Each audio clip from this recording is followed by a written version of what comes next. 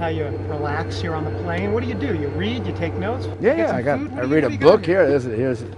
Here's a book that's going to be coming out pretty by John Bolton. Are you reading it? Yeah, I'm reading it. It's not out yet. Surrender is not an option. Pretty good title. Yeah, I like that title. Right. Hi, this is Josh Marshall from TPMtv. It's Tuesday, November 13th, 2007.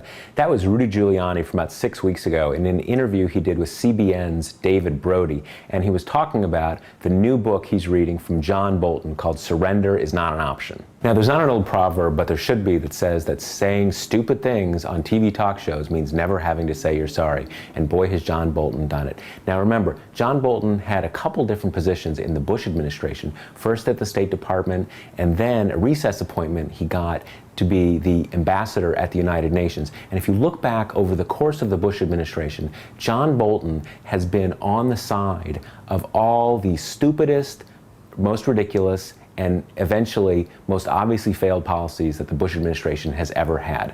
Everything from the policy on North Korea that allowed the North Koreans to get a couple or several plutonium-based nuclear weapons, to pretty much every completely idiotic and ridiculous decision that was made on Iraq over the past 5 years. Now, I have no doubt that John Bolton has a high IQ, but by any reasonable standard, he was one of the biggest fools in the Bush administration. So now he's back on the TV airwaves, beating the drums for war against Iran, and apparently sharing a good deal of his wisdom with Rudy Giuliani. So we want to catch you up with some recent statements from John Bolton to let you know what he's up to and the great ideas he has for the next presidential administration. Take a look. When it comes to Iran, at least one longtime Bush administration insider is now calling for more sticks and fewer carrots.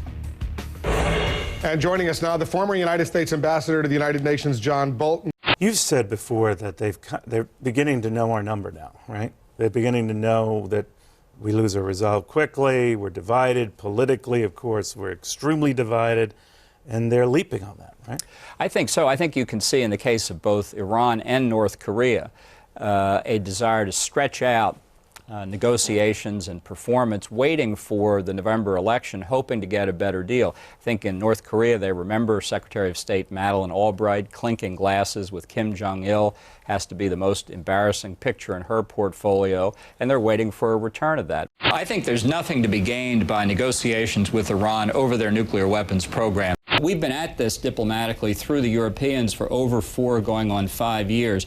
You'd have to have a near religious belief in the strength of Security Council resolutions to think the Iranians are suddenly going to start paying attention to them. I think we've played out the Security Council route. I think we've played out the sanctions route. I think our options are limited, and I think they're basically 2. One is regime change in Tehran, or as a last resort, the use of targeted military force against the Iranian nuclear weapons program. I think military force should be on the table. A lot of experts, including the Director General of the International Atomic Energy Agency, Mohammed El-Baradei, say there is no military solution to this. There's only a diplomatic solution. He was here in this on Late Edition 2 weeks ago, and he told me this. Listen. I'm very much concerned about confrontation, building confrontation, Wolf, because that would lead absolutely to a disaster. I see no military solution. The only durable solution is through negotiation and inspection. Mohammed El-Baradei is an apologist for Iran. But, you know, in fairness to Mohammed El-Baradei, before the war in Iraq, when Condoleezza Rice and the president were speaking about mushroom clouds of Saddam Hussein and a revived nuclear weapons program that he may be undertaking, he was saying there was absolutely no such evidence. He was poo-pooing it, saying the Bush administration was overly alarming and there was no nuclear weapons program that Saddam Hussein had revived. He was right on that one. Even a stop clock is right twice a day. Look, I think Senator Lieberman's been on target on Iran for quite some time.